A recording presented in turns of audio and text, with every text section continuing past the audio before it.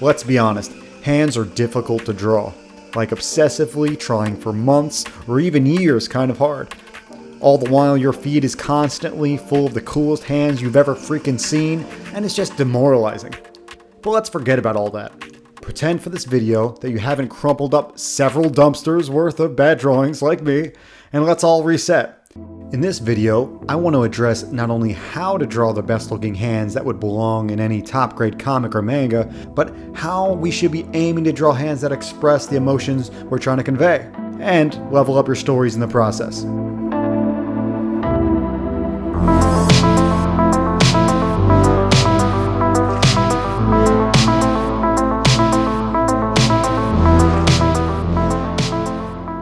Whoa, wait a second.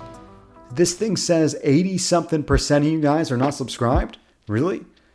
Now, if you really like watching art tutorials and you like my videos, please consider subscribing, liking, or joining a stream. Now let's backtrack a second. Okay, there we go. So, over the years, I've studied a lot of professional artists' work. That's actually how you get good. No pun intended for the channel. But there are a lot of commonalities between all the artists that you look at. No matter the style, they're going to have a certain type of flow. And in this video, I've discovered a really cool way to put it, a really cool way to understand it. And so I can't wait to show you guys. But first, we're going to go through the building blocks and the proportions and all the basics. So let's go. Knowing the basic building blocks is the first step to drawing great hands. You just have to remember a few simple ratios to use as landmarks. The hand divides in halves, one half being the palm or base and the other being the four fingers. There is, of course, the thumb to still contend with, which starts out as this wedge shape, I have it drawn in green, and closes off as like a curved stump. It's pretty easy. Now to the fingers. Each finger has two joints that divide them up. Now this is important. They have to be placed in a relatively golden ratio type setup. Now if you don't know the golden ratio, it pretty much refers to the thirds, but try to mimic what I've done here. It scales down in thirds. Now we come to the matter of how to extrude these fingers out of the palm. First, notice the top of the hand is slightly more recessed in length. And also notice when we divide up this slab, we also need to bend it a little bit. The palm is not completely straight. It's a little bit curved, as you can see. Alvin Lee would call this process putting peas in the pod. Imagine yourself having like a string bean and these peas go in this pod, and it gives you this nice natural curve from where the fingers can sprout from. I also put a little bit of a cap on top for the big knuckle, and also notice that the fingers all taper to kind of much more of a point. While we're on the subject of extruding these fingers, let's talk about the thumb as well. Like we said, it starts as a wedge shape, and as you notice, the bones are a little bit different. The first bone, the bone that's in your palm, is a little lower than the knuckles of your fingers. Also notice how far the thumb can actually reach when it's straightened. It actually will go past the knuckles. Now just like the thumb, when something pivots from a certain point, it's going to curve. It's not going to be a straight line. And we can notice how the fingers are following that rule here, how everything has this natural curve. So here's the three big things to remember about drawing fingers. One is that the knuckles get a little wider than in between the knuckles. Two, the top of the fingers are going to be more hard because more of the bone is kind of showing through. Number three is that the other side, the opposite side underneath, is more like drapery. There are folds happening here. So if you think about it like drapery, you'll end up with a much more natural result. Just like with drawing a full figure, getting a gesture down is really important for the flow. Now let's go back to that cool insight I had from looking at all the professionals' work. What I realized is that the more converging C curves in a gesture, the better the hand will turn out in the end. These C curves are really the line of action, and you can find them by connecting the dots of the knuckles together or converging different shapes from the silhouette. But once you have this laid out, it becomes like a roadmap for yourself to better improve your final render. Now when I realized this, I also noticed they extend out from a single origin point, as if they're fanning out. To me, this is a huge discovery, one that I haven't heard too many people talk about. So notice how if I draw these planes out as if they're fingers, the curve that the planes make, that the fingers really, becomes the first direction. To me, the goal here is to stack as many fanned C curves as you can into one pose.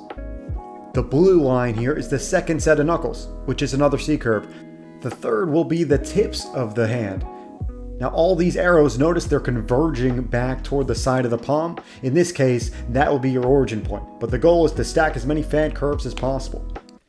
In my opinion, the more stacked C curves you get in there, the more expression you're going to get out of your hands. Now here I'm going to do a little bit of an example. The big difference between maybe this hand and other hands, not every hand will have the opportunity for a million different C curves, but in this hand I'm able to get 5. And we'll enlarge it and try to make this kind of a little bit more polished. But this hand is a demonstration of what ways can you get different C curves. Here I'm demonstrating that even the planes of the fingers can have this rotation and giving you this C curve. So the key to drawing hands is combining these two things, the building blocks, the right proportions, and this expression part. The expression part will be much more about your choices of posing and positioning of the C curves, and also exaggeration. So let's take a look at my comic book Star Circuit. I'm working on chapter 2 right now, which I'm planning to release in early 2024. Anyway, there's a lot of opportunities for me to draw expressive hands here. So let's look at the first panel on this page. The two brothers here are fighting over something, and the hands are really showing the aggression. And I'd argue that it's because the hands are proportionate and they're expressive with the C curves. And I'm also exaggerating the hard knuckle shapes here. If you want to learn more about my turbocharged cyberpunk racing comic called Star Circuit, head to starcircuitcomic.com. There you can patch in and learn more about the characters. You can go look and even read a free preview of the book, up to 10 or 12 pages, I think. And also you can go shop. And in the shop you can get the first chapter of the book that's already been released. It's a limited edition. You can get some original pages of art and also a poster. If you want to be notified when I release chapter 2, head over to the main page and sign up. Now let's get into a really cool part about drawing hands. Before you do, if you really like this tutorial, hit the like button, it really helps. So for your end result to be expressive, you first need to know as an artist what you're trying to express. So what base emotion are you trying to convey? To simplify it down even further, I like to separate them out into two distinct groups: relaxed and tensed. Tensed will encompass emotions that will tense the muscles, tense the action. And so courage, anger, fear, and even joy can be tense.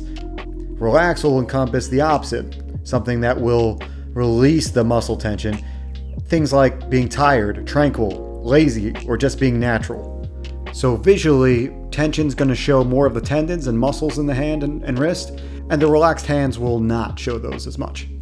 Now on to style and exaggeration. I'm going to keep this quick because this has a lot to do with the subjective thinking of it all. In short, here are a few things that I find appealing and useful for showing off some expressive hands. Combining shapes and aligning them to form a more simplified silhouette is a great way to make a hand read a little easier to the audience. Notice how we're combining fingers together to make it more simplified. Now, showing off bone shapes in the fingers is really cool. It's mostly a style thing, but exaggerating the bones within a hand will look symbolic and tell the reader that you have intention with your drawings. Third is flattening the fingers. Drawing fingers that are more flat and tapered brings a real different elegance and sharpness to the shapes. And last, excluding the last knuckle on a hand is a cool way to streamline a finger and get some appealing shapes quickly. There are many poses that can be exaggerated further by incorporating this trick. Okay, these were just a few of the style and exaggeration techniques you could use in your own work.